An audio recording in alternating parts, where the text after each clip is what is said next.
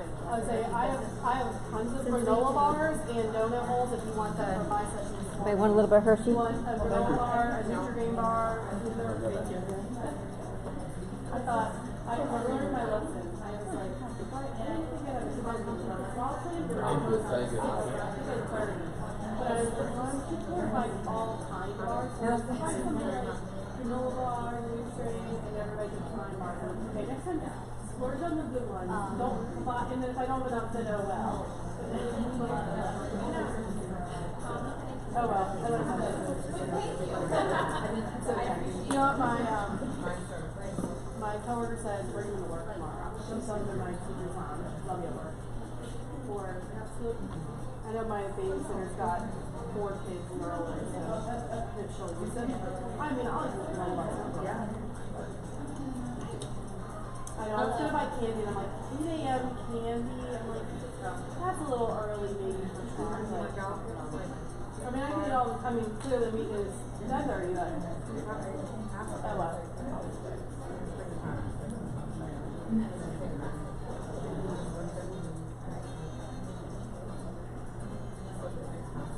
What? Did you start working on your ISTE stuff? Yeah. Well, no, wait, the portfolio? Yeah. Okay. Everyone I've talked to has said no, and I'm like, okay, I don't feel so bad. You good? Darn. Sounds like you've been like thinking about it. Yeah, Kristen, we were talking with him about doing a Zoom. Yeah. We could do a Zoom meeting. Yeah. You can put that in Slack and be like, hey, is it I don't know. See, my thing is because I might have to like work with some students to like get some more stuff. I'd like to work on at least mapping it out now, because I don't want to get to June. I'm totally agree. I will probably do most of it in June, but at least make sure I have all the artifacts mapped out. I have a coding course I'm doing right now with Icon too, so I'm at least that's my big thing is I'm worried that I might only have stuff for like half the indicators, and if I get to June and don't have the others, I might not have an opportunity. I know it's like terrible I'm saying I've been makeup, but no classes at kids. Yeah. You're the same, right? Yeah, I had adults, so it was, yeah. Like for me in the summer, it's really, you can't do PD in the summer. It's a big even if it's voluntary, we've like gotten some not happy stuff. It's okay. It's fine. Oh yeah, I need to stand for a second. So I might just lie. I learned a ton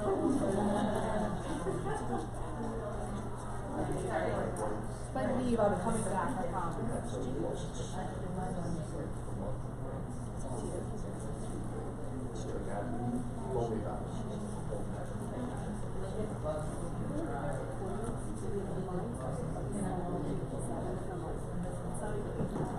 You're what? What? Because it's live. Oh, it's live right now? Oh. It's okay. I think they started calling it early just their base. I don't know.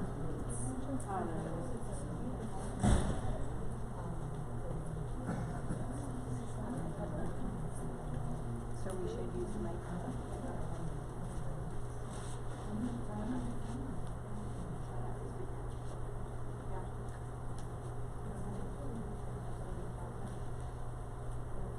Welcome everyone. We're going to try to be intentional about staying in this area and kind of using the microphone so that the recording picks up.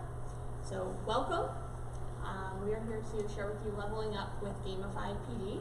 My name is Sarah Heinzman, and I am the Technology Integration Specialist at Centennial School of Lehigh University. We are a small approved private school for students with severe emotional and behavioral disorders. I'm also a staff developer and work through staff trainings on technology, instructional design, all of those different topics. And I'm Rebecca Gibney. I work for Blast Intermediate Unit 17. I am the Curriculum and Online Learning Specialist, specifically for adult online learning. I work with the STEM and Innovation, the instructional coaches, and CDTs, PVAS, and TDAs, everything, all the fun stuff. Before this, I started this position in July. Before, I was a Spanish teacher and instructional coach at Loyalsock Township Middle School, and I taught Spanish 6 to 12. So that's where my adventure with gamification started. And our goal today is to share with you how we have worked through gamified professional development with our teachers, give you some different perspectives on how it's worked for us. We've both taken some similar approaches, but then tweaked it depending on our learners. And we also want to talk about what it looks like to design really good professional learning opportunities for the teachers that you're working with, so that you can leave here with some ideas. So at the end of the session, we're going to be sharing out a tiny URL, and that tiny URL will take you to an Adobe Spark page of resources, some things that we've covered today and others that we don't have time to cover, but will be good resources for you as you move forward with your planning. We're missing Hershey a little bit. We're closer to the eastern side of the state, so we've gone with this theme of the sweetest PD on earth. So a quick look at our agenda, we'll be talking through this idea of what do you do before you lead professional development, how you can activate prior knowledge, and then the rest of our time together will be focused on gamification and what it looks like for adult learners.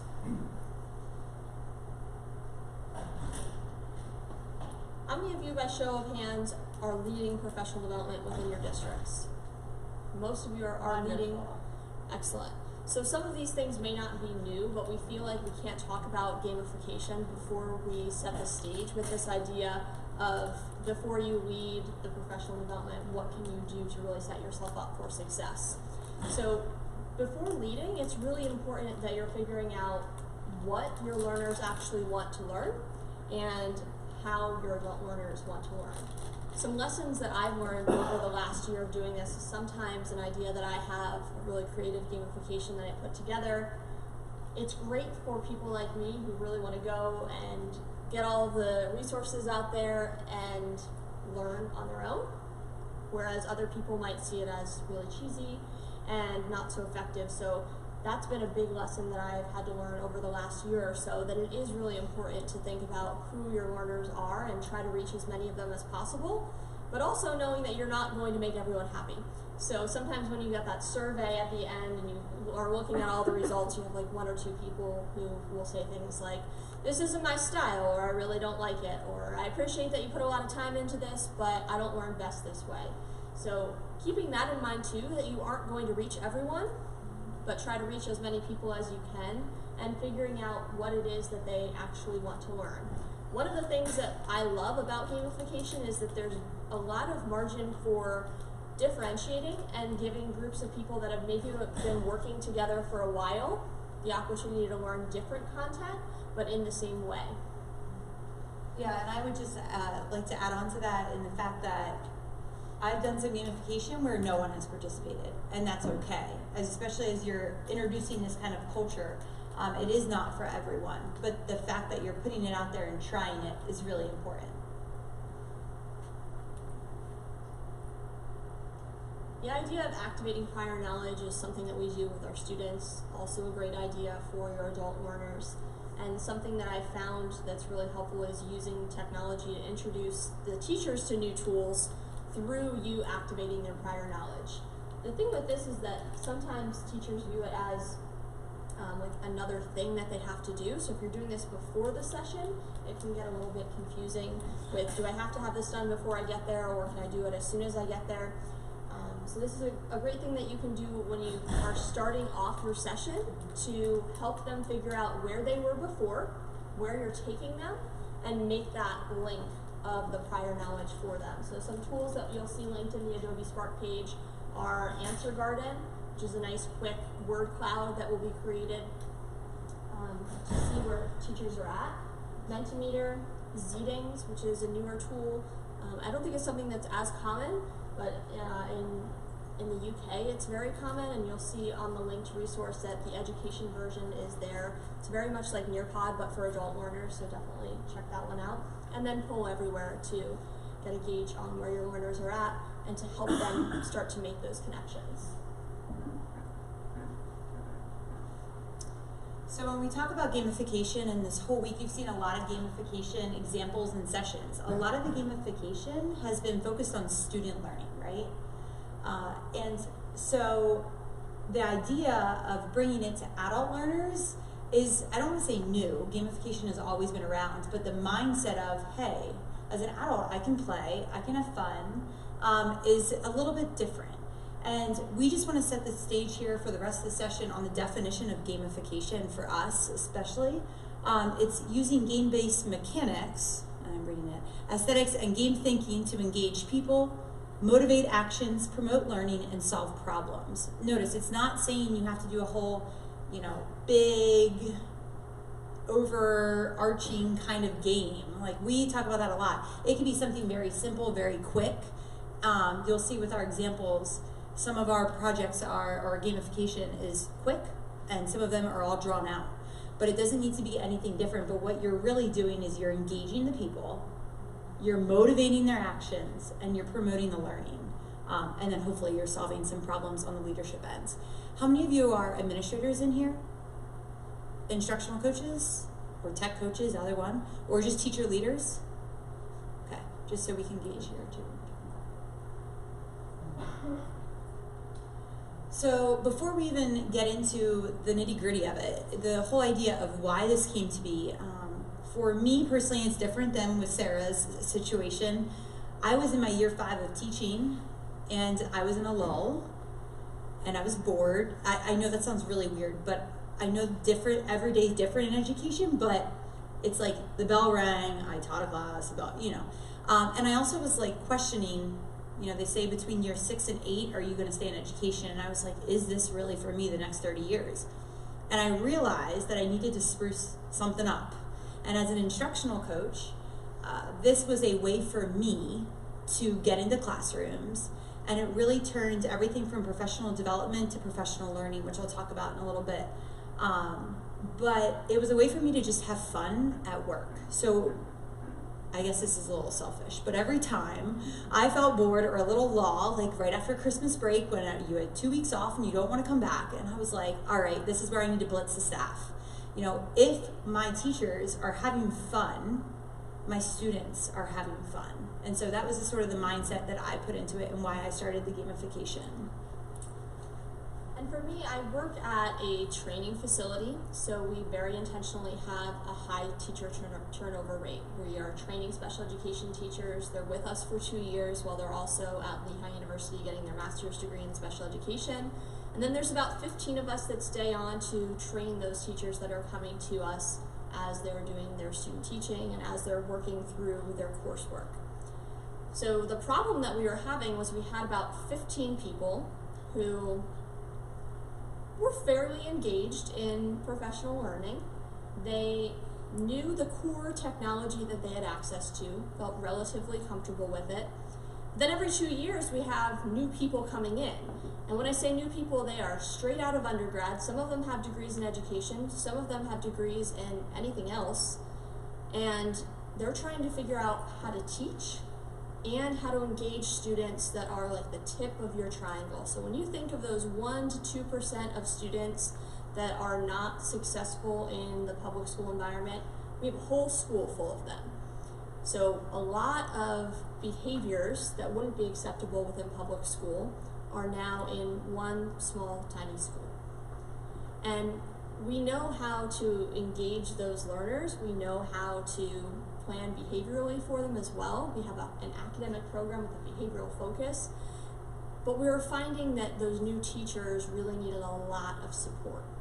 So imagine needing to teach teachers how to teach, and oh, by the way, you have technology, so we need you to teach using that technology effectively.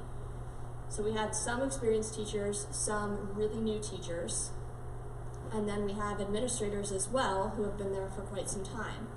So we needed a way to differentiate the professional learning. We needed a way to figure out how can we engage all of those people at once with similar tasks, but also giving them choices. And that's when I talked a lot with Becky about what she was doing in her school, and something clicked over the summer of, okay, I think we can do this. We need to do it a little bit differently. So that's how you'll hear some of our different approaches. So this quote was brought to me at a PIC PLO, which is our professional learning opportunities. And this quote changed my educational practices forever. And I just want you to, I'm going to read this, but I want you to let it sink in. Professional development lasting 14 or fewer hours showed no effects on learning. The largest effects were for programs offering 15 to 30 hours spread out over 6 to 12 months. And when I presented this to my school board, I said, so we're doing all this professional development. We're bringing in, possibly, sometimes, people to do our presentations. You're giving it, the initiative fatigue. Why can't we, this is where I started thinking about with my administrator, why can't we provide something that would sustain? We're talking about sustainability, and then right now it's not PD anymore. If you offer it throughout the whole, all of my gamification always tied everything together. That was our focus for the school year. And so then my teachers were getting it throughout the whole, basically 12 months if you add a summer gamification in there. So then you're pushing it from not just PD, but professional learning. And when I showed this to our school board, they were like, something clicked for them. This is where you have to invest the money. And that's why, in my opinion, coaching is so beneficial.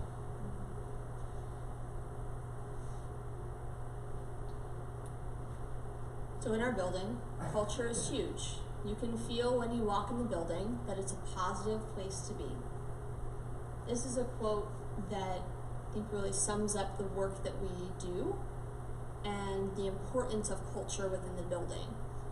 We want you to take a moment and turn to the people around you and have a quick conversation around, if you were to describe the culture in your building, what is it now? And where do you think you can help to take it to? Answer those 2 questions.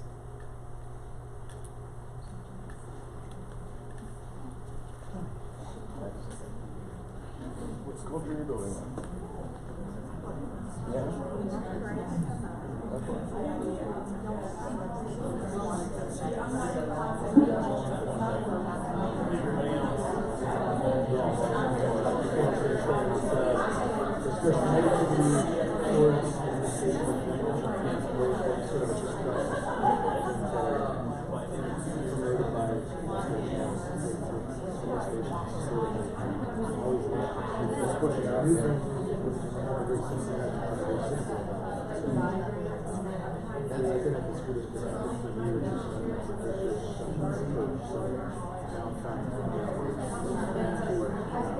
Change the way that we make it more professional.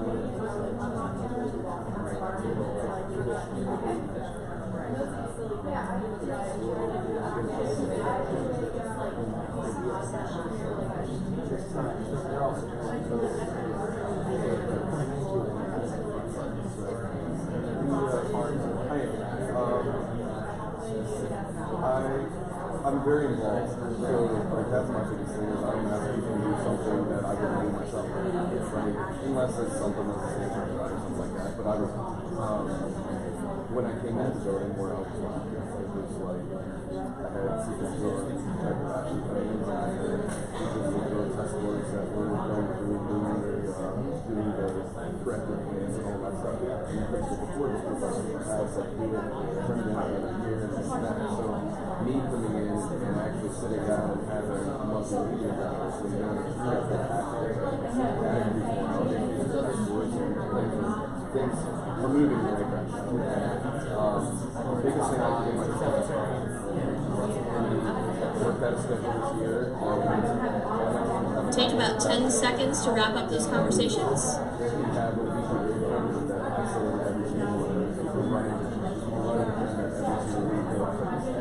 What's going on in reading, what's going on in math,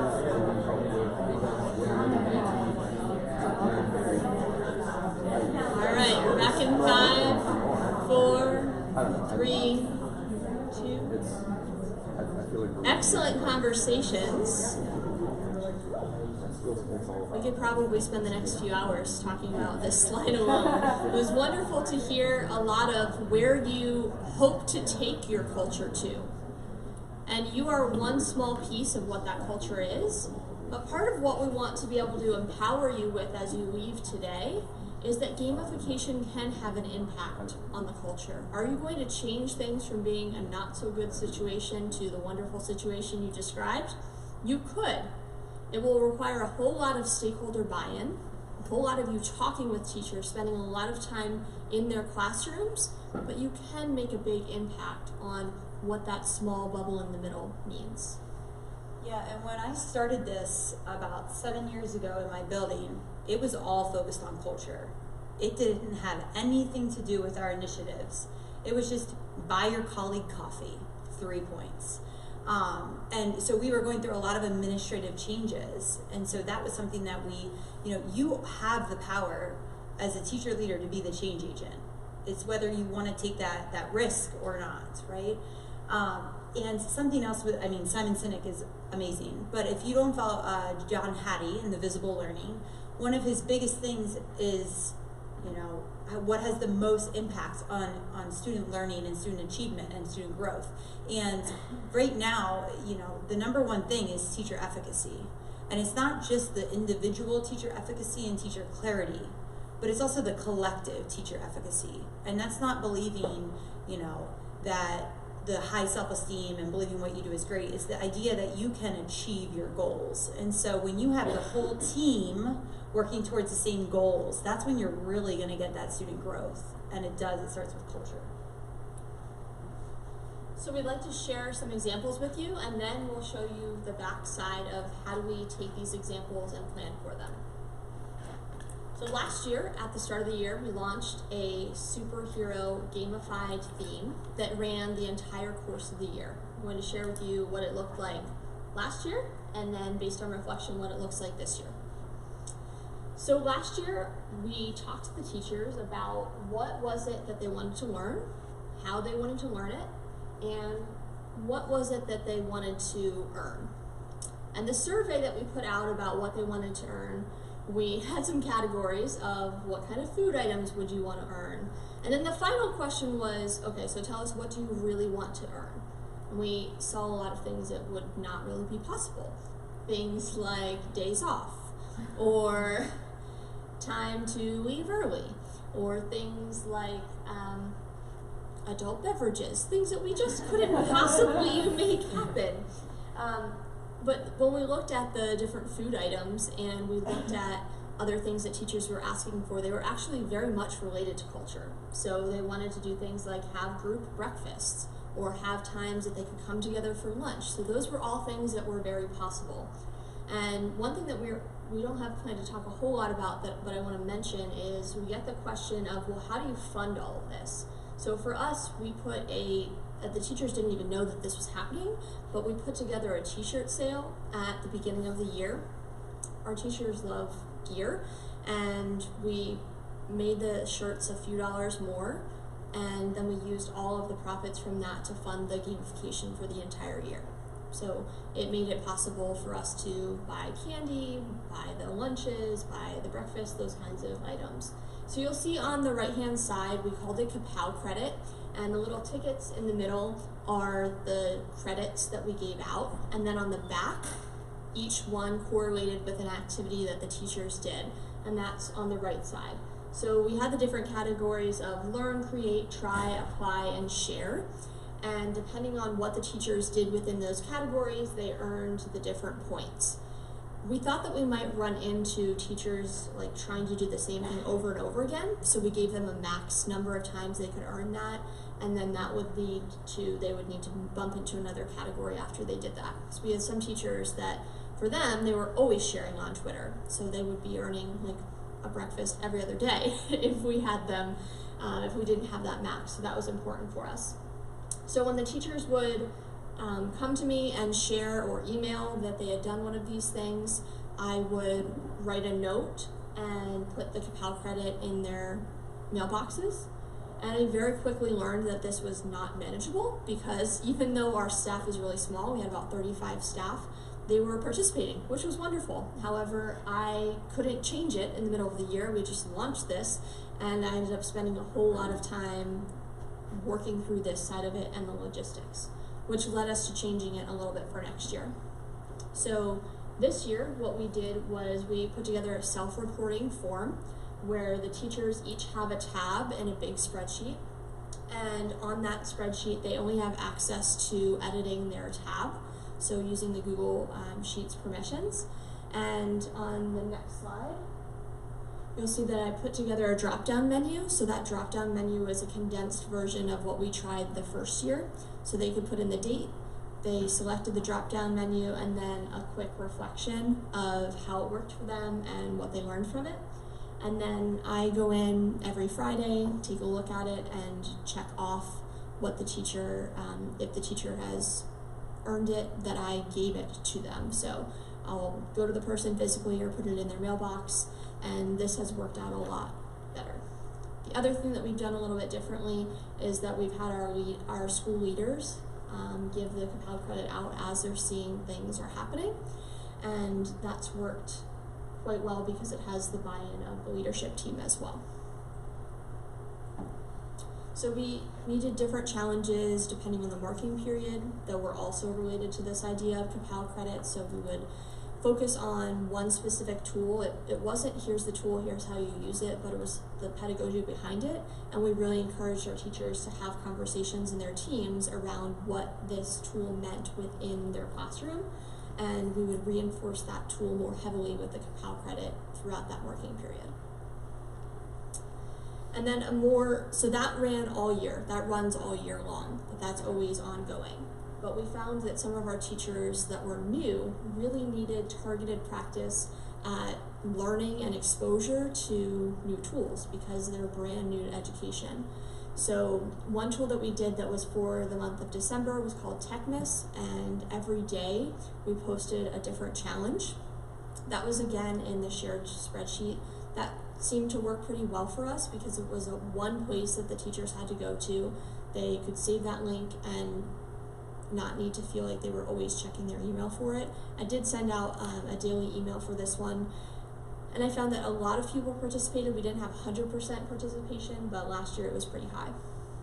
And then within each of the sheets, the teacher would have access to the link and then write their 1 or 2 sentences of either how they used it with students or how they were planning to use it with students. And I found that with this, the diffusion of innovations was pretty fast because everyone was looking at the same thing, but they could take it for what it was and where they were at with their skill level a little bit differently. So each of the hyperlinks goes to a blog post. I think that was a reflection that I had pretty quickly of if I'm sending teachers to all these different resources and they always need to be saving my emails, they didn't necessarily have the foresight to think, oh, I should bookmark this, or oh, I should keep this in one place. So our school blog has all of these resources on them, and I was hyperlinking them back to the blog to try to train them of, okay, the resources that we know work with our students are here.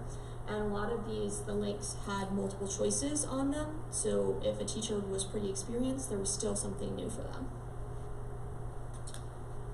So as I was doing this, mine was a little bit different.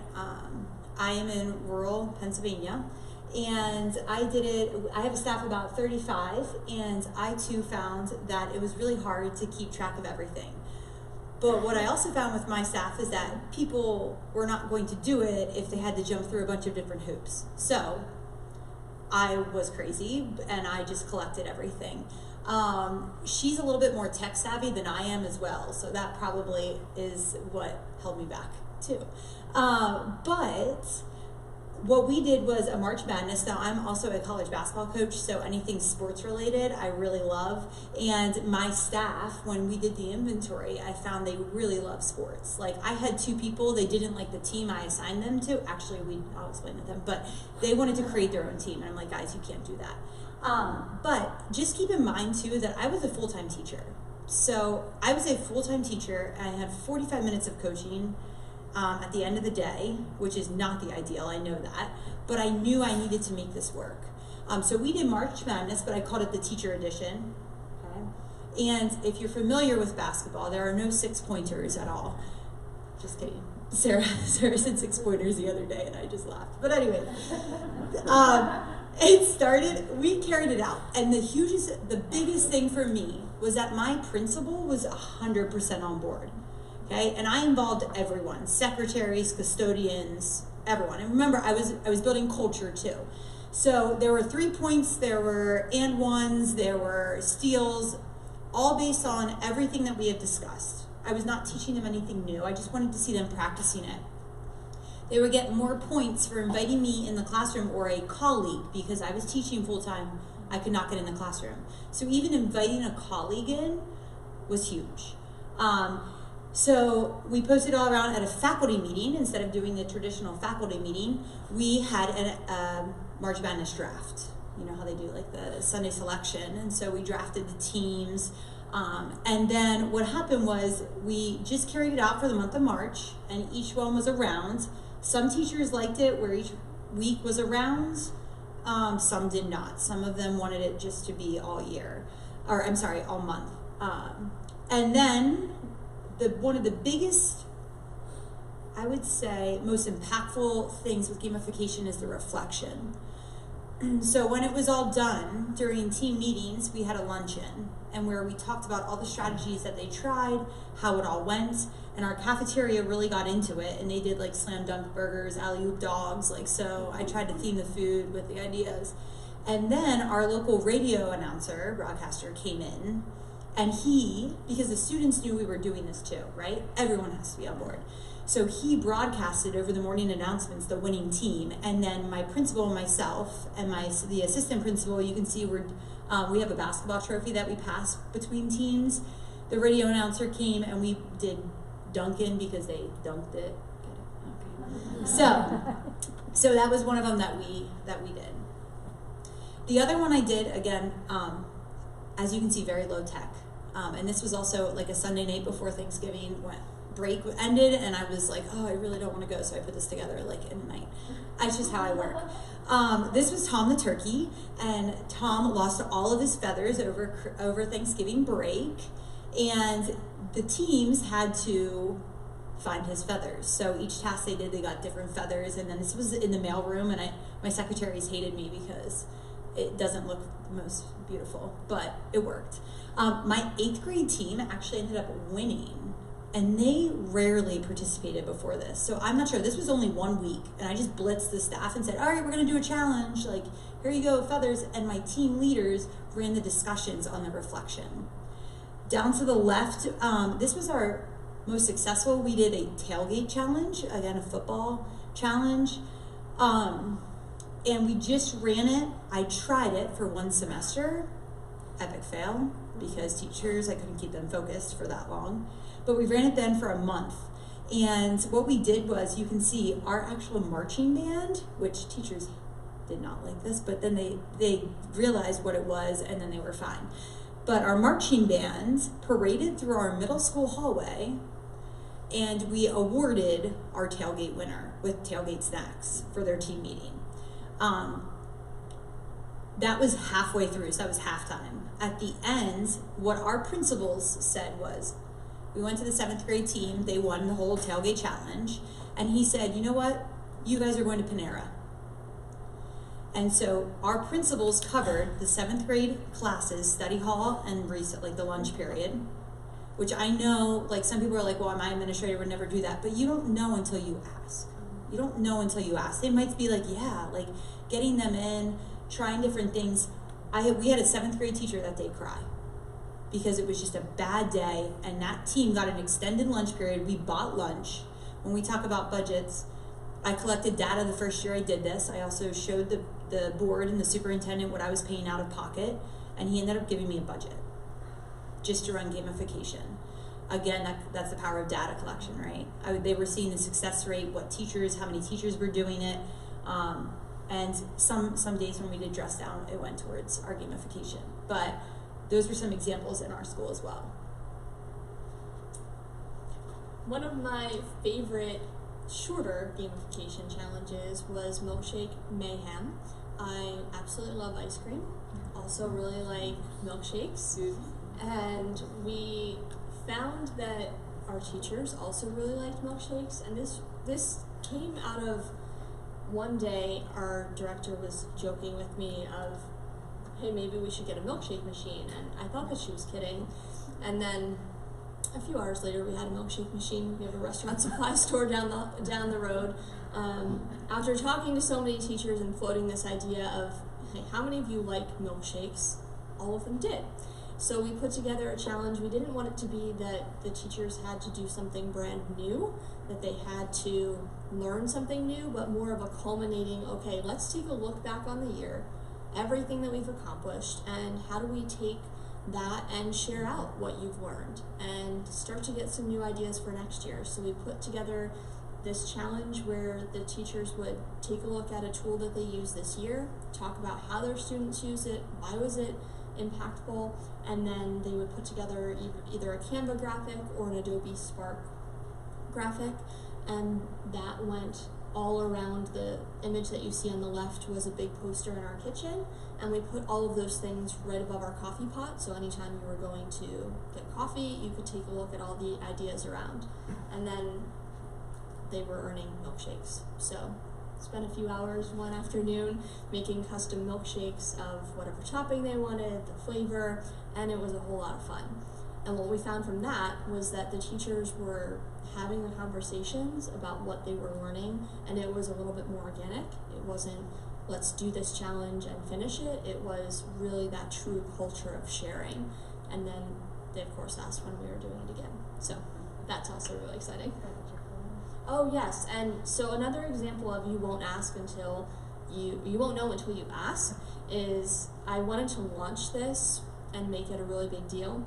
So I contacted our local Chick-fil-A and had the cow come and make the announcement. So the one small thing I may do differently next time is I didn't tell our director that he was coming. So, you know, maybe on that side I did tell another administrator, but it was really cool to see the look on the teachers' faces, and the cow gave out like gift cards to everyone and little stuffed cows, and it was neat. That was a really cool cultural piece. It's something that everyone remembers and still talks about.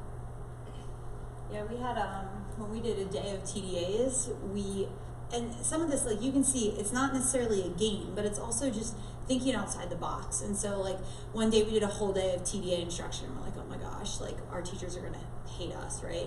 All content areas. And right after the faculty meeting, we did an exit slip with ice cream. And then my principal got the local ice cream truck to come in, and all the teachers had to do a scavenger hunt to figure out how to get out of the building, and then their exit slip was their ticket to get ice cream. So just little things. You gotta go hard, right? And the other thing that I've learned is that if you're worried about it launching well, if you can start to plant some seeds. So as we were getting a feel of how many people really like ice cream and how many people like milkshakes, they were curious about it. So then it was like, why are you asking? What do you mean? So now anytime I ask questions like that, it's, what are you doing? What are you doing? Like, what's going to happen? Who's going to walk in this time is the big joke. So thinking about who you can kind of talk to on those teams, maybe some of your resistors that can become those that are supporting your initiative. So we're going to walk you through this about, like, if you were to plan this, and again, if you're sitting here as a teacher and not necessarily a teacher leader, you can still do this in your classroom. It's just a little bit not necessarily the traditional gamification for your students. But it's very important before you just jump in to think about how you're going to do this. So if you can go to that tiny URL, and it's going to take you to this graphic, and we're going to walk through these different steps to know. It will ask you to sign into your Google account. That's because it's a Google drawing and all of the forms are fillable. So log into your Google account and then it will put a copy in your drive. Again, the tech person.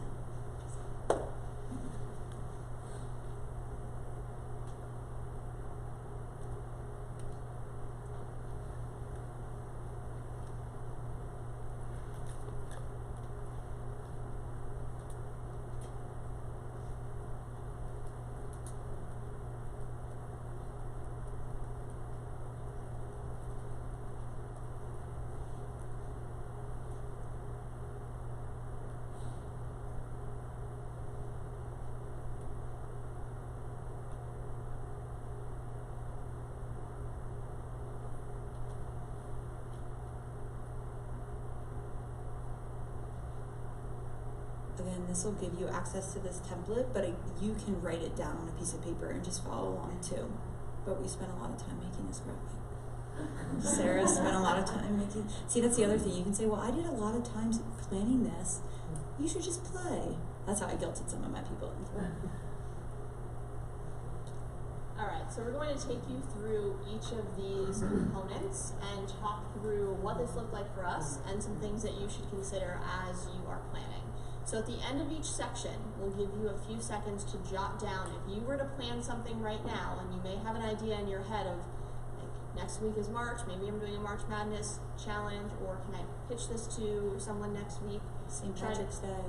Try to think about what's coming up and how you might try to engage your people. The other thing I want to put a disclaimer out there. There is no cookie cutter answer. As you can see, we did this two completely different ways. You know your building, you know your staff. We're just showing you a framework of how you can build that. So the first one, with know your staff. You have to build the relationships. That's the number one thing before you even jump into this. And you saw how Sarah built her relationships. I've got a little bit of tough love, I guess. Could be my basketball coaching. But building those relationships and being strategic on how you build those. I know there's the your first follower, you know, that video out there. There's the 20% rule, like go with your middle group. I struggle with that because I feel like as a team, if you're building this team culture, you're only going to be as strong as your weakest link. So if you have a teacher that's eventually, I'm not saying they're going to do the first gamification, but that's the relationship you really want to start building and asking those questions. Asking the teachers how they want to learn, what they want to learn, when they want to learn it. Obviously, you're not going to blitz a challenge right when teachers are completely stressed. Now, I can explain the PSSA bingo later, but you know, right before PSSAs is not the best time to be throwing a gamification because, again, you don't want them to feel like it's one more thing. And knowing the best times of the year to gamify.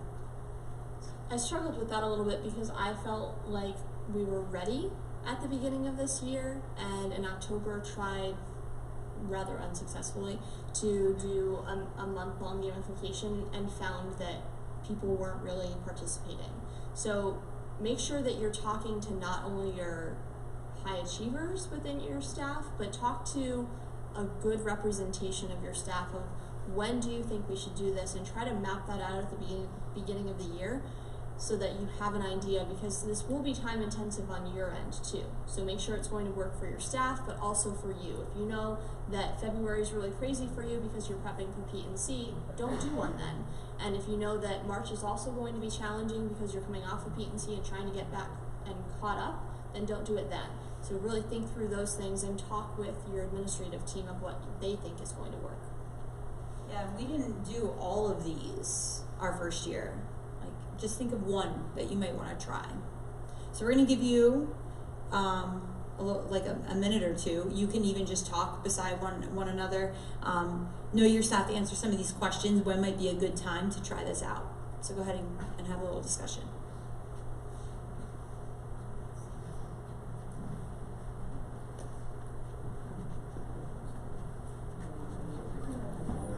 I always like trying stuff out. That's fun. Yeah, I would do it. That's like I call it like my passive time.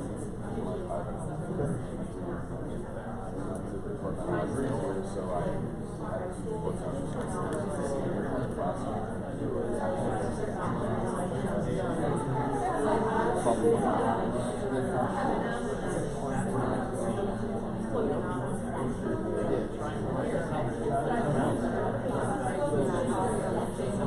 it's tough because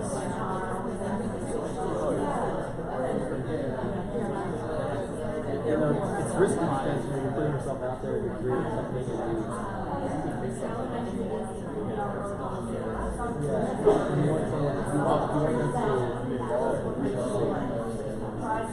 especially when I turn off the sessions in high school.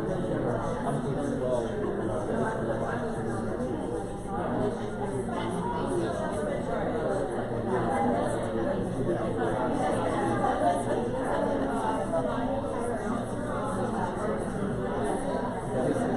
easier than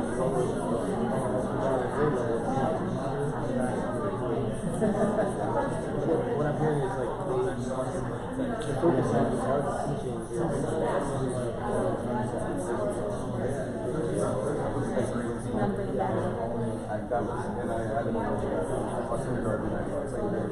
All right, let's bring it back together. As you had that quick conversation, anyone have any aha moments of like, oh my gosh, I need to make sure I do this, or I know this about my staff? Anything that you want to share out that you think others might benefit from?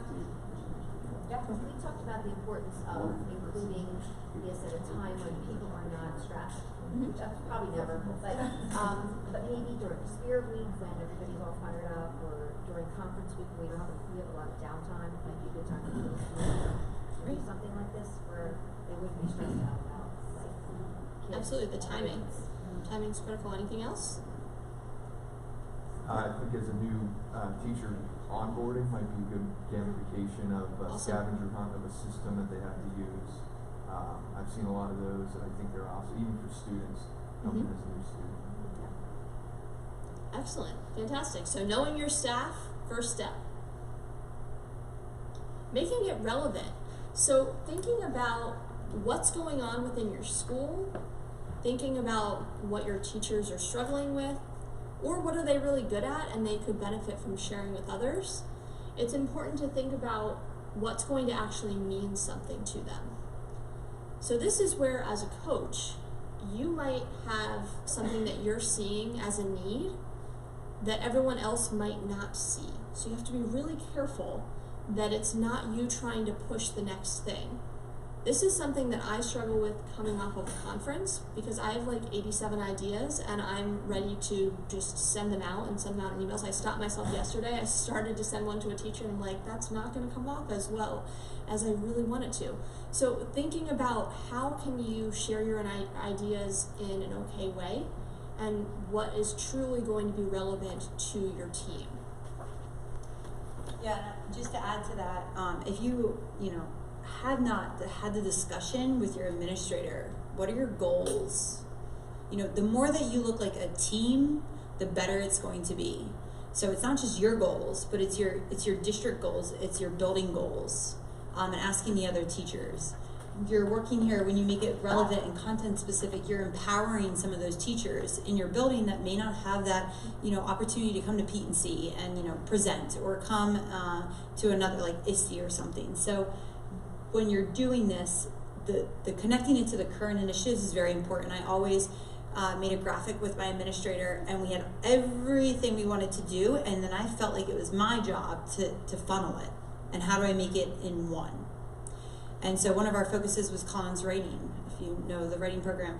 And we did it 4 years ago, but on my challenges, I still had Collins Writing, right? And then you talk about new teachers, so they've never been exposed to Collins Writing. As a coach, I knew I needed to talk with them about that. So for this one, we're going to take 30 seconds. In that box, write down what's something that you're currently working on as a school, as a district. What's something that you know you could hit on with the content that you are going to put into the gamification. 30 seconds.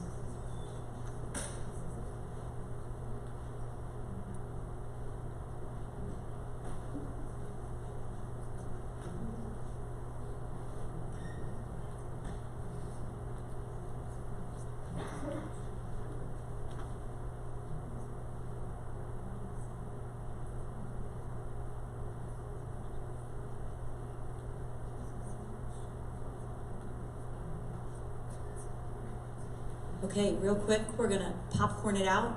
Anyone just wanna share out real quick, what's one thing you're doing? Focus. CTE. What else? No one else is doing anything else? I'm just kidding. NGSS, great. PBIS. Future Ready, anything like that. Computer science, great. The next thing is to create a safe environment.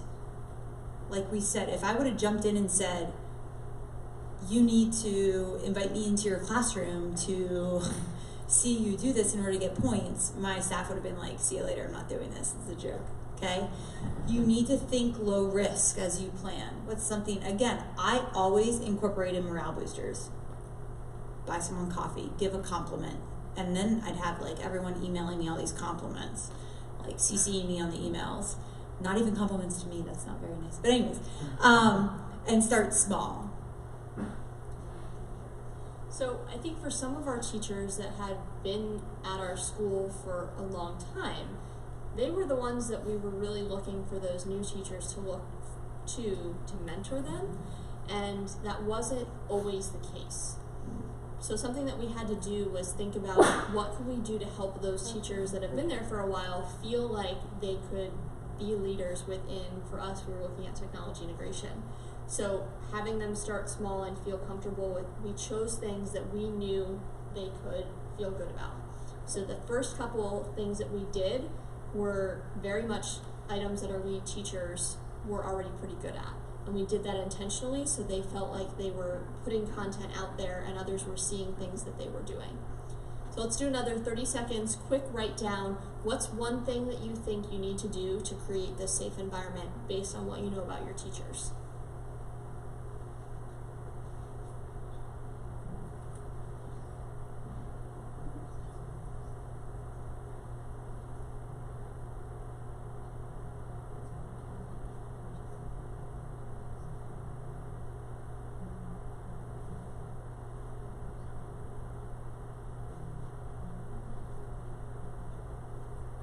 Just to keep in mind too, it's not just how she mentioned with the veteran teachers. I'm finding I'm working in a district right now, or with a district right now, and you're creating a sharing environment, meaning sometimes those new teachers are coming fresh out of college with amazing innovative ideas that our 30-year teachers do not know. And so even creating the sharing environment safe enough so that a new teacher can show our veteran teachers some of the new tools. So I think both ways the pendulum can swing. This was huge for me, valuing all players. So again, like I mentioned, my secretaries got into it. They were the best. They started organizing everything for me. Like all the mailbox flyers, all of the, they're like, what do you need? Buying all the raffle baskets. The secretaries, the teachers, the administration, because everyone wants to play. And eventually what I found was people started asking me, like, of course I was exhausted, but they were like, when's our next gamification? And I'm like, oh, it's coming. You don't want to gamify them out, right? But when they're craving it, you got to feed them, right? So the other thing too was eventually, after I started doing this, I had teachers share with me because they felt valued. They shared with me like tasks they want to see on the gamification. So for example, my special education department, they were like, we'd like to see responses to our surveys by 3 days after we send them. And so then it was tapping into my special education teachers as well. So. And as you think about valuing all players, you have to think about what's going to be meaningful for all those people. So if it doesn't make sense for your secretaries to be doing the same tasks, think about how you can either include them on the back-end planning side or how they can be part of the challenge of maybe they're going to that person to have something checked so that it's meaningful for everyone. So keep in mind the meaningful nature of the challenge has to be at the forefront. Otherwise, you'll see that not everyone wants to participate. There's a really good resource. It's the Love in the Workplace. The Love Language in the Workplace, and it's a book, but they also have a survey there, and I gave that to all my teachers because some teachers need an actual physical thing to feel appreciated. Some teacher, like my principal had a gum drawer for me, so I would just go in and grab gum every day, and I felt it was fine. But some people just want like a thank you letter. Like Herka Powell's was saying like, hey, you completed this, a recognition. So knowing how each of your staff members feels valued is important. I forgot that I did that at the beginning of this year. So I went through that and pulled out some of those questions of how do you like to be recognized? Do you want it to be public? Do you want it to be private? Would you prefer it to be something that is tangible? Do you like an email? Do you want to post it on your desk? Which sounds like a whole lot, but it's very easy to look at that breakdown when you get the Google form back and you can see, okay, this person really likes to be recognized as a whole staff. And we start all of our staff meetings with positive statements. So it's very easy for me to go down that list. I know who I'm looking for. Okay, is this something that I'm going to recognize this week? Whereas others said, please do not ever say my name in a staff meeting. Please do not ever call my name out. And that's something that you have to consider and think about. Maybe they don't want their picture up on a bulletin board because they're the star standout of the week, or they don't want to post up their Adobe Spark page on the milkshake thing. So you have to think about that and think about how your teachers are going to respond.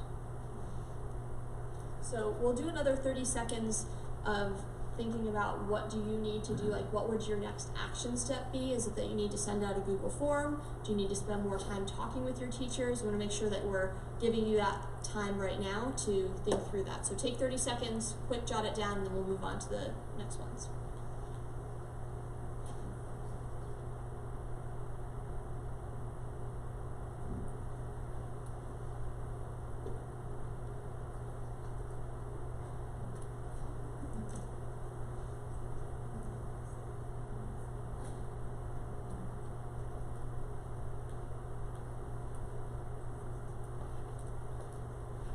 And then finally, building a culture of fun. So everything that we've talked with you about today has been a whole lot of fun for us and our teachers. I think you see the buy-in when teachers are talking about it outside of the classroom, when they're looking forward to it. I think I knew that I had our teachers and their attention and their dedication to the gamified systems that I've set up when I had teachers that were kind of pointing out to the other teachers, like, hey, are you going to do this? And am I going to see you at the breakfast? So when they have the buy-in from other people, that it's no longer you making the recommendation that they participate and they're challenging each other, that's where you really see that culture.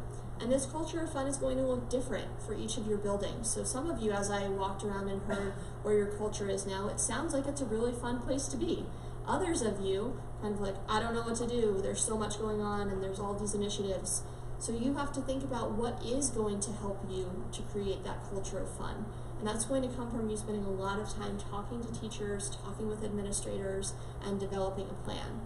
It's going to be tempting to look at this and want to try something tomorrow. Take some time to plan it out. And if you come up with ideas and you want to shoot us a direct message on Twitter or email us, we're happy to talk through these things with you and share what we've learned over the course of the last few years. Yeah, and remember to go hard. Like, I'm not one that plans very well. I sort of just try it, and then I fall flat on my face, and I admit it to my staff, and we grow from it together. But if they see that you're putting yourself out there, they're willing to put themselves out there, right? So things like the ice cream truck and the Chick-fil-A cow, and like, that's extra, but it's extra that they're going to remember. And my biggest thing is, if you're not having fun, I know there's sometimes a lot of paperwork, you figure that stuff out. It is exhausting, but if you're not having fun, then you're doing it wrong. Like, for me, my value, like knowing the value and the appreciation was seeing my teammates and my colleagues like really enjoying themselves. And for me, that's all I needed. No one really came out. Some people will come out and say, hey, thanks for all you're doing, but it's just, I knew they were enjoying it, and at the end of the day, it's the students that are being affected, because now we're practicing common things from classroom to classroom. So make sure you're having fun as well. So the resource link that's here is going to take you to the resources from today. We'll give you access to the content that we've presented, some examples, some resources on gamification. We recognize that you all have spent the last hour with us, but if you walk into an administrator's office tomorrow and say, oh my gosh, I'm so excited, I want to try this new gamified professional development, they're going to look at you like, what? What are you talking about? What does gamification mean? So we put some resources on there for you as well, of video clips of describing gamification that might help you to get that buy-in from your stakeholders. And at the bottom of the page, I'll take you there in a moment. I want to give everyone time to type that in or take a picture of it. At the bottom, you're going to see a link that says share your ideas. Becky has a really exciting opportunity coming up in the next month or so. We'll be putting out a book on gamifying professional development. which is super excited. I'm very proud of her. And we were looking for ideas that you might have as she goes to develop a podcast to share these things with others. So if you try these things out and you find a lot of success, or if you don't, and you want to share some of those things that were really challenging for you, there's a Google form there, and she'll reach out and contact you.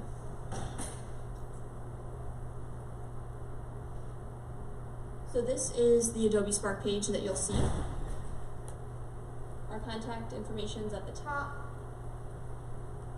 The gamification, if you want to continue to use that graphic organizer, if you click on that, it will take you always to the new graphic organizer. And then all the content from today's presentation is in bullets. We have some resources for you, different blog posts. And then this button at the bottom, share your ideas, is where we'd love to hear from you how this is working. So we don't have a whole lot of time left, but any questions that we can answer for you? I have a question. I walked in late, but so our school culture, and then you talked about it. What do you do with that one person who flat out refuses to do it? In my school, I try to find that one thing that they're doing really, really well and capitalize on it. And I can share a story of a teacher who was my absolute biggest resistor.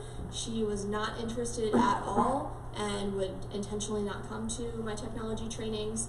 And I was able to find the one need that she had. I could meet with technology.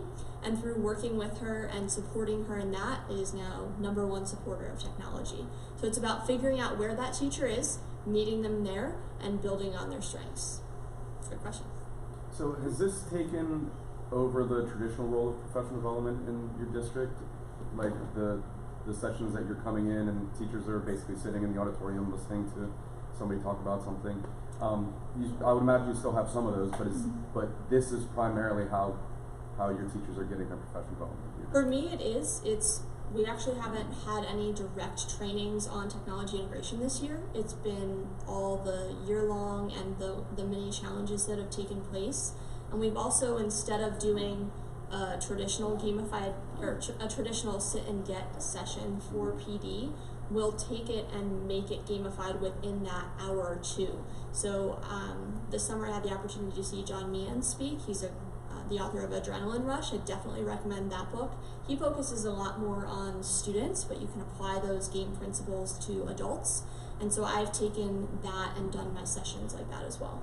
Yeah, and I'm a firm believer that in a world right now that's pushing all personalized learning and everything, I also think there's a time and a place for professional development and that whole sit and get. There's some things, like trauma informed that every teacher needs to have. But when there's little things, what happened was it turned then to teacher talk.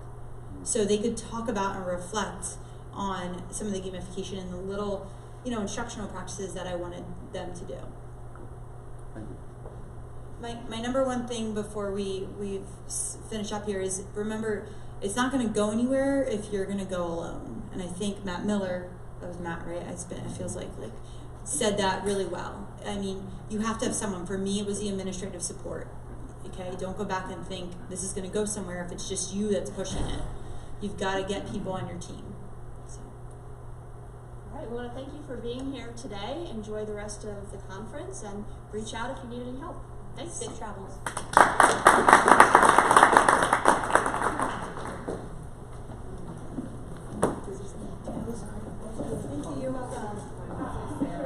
you ever do any of your gamified stuff with just like a grade level or one building, or anything that would create too much of a divide? Well, mine was only in my building Okay. until mine was only in the middle school until we started working with the high school because the high school started seeing how much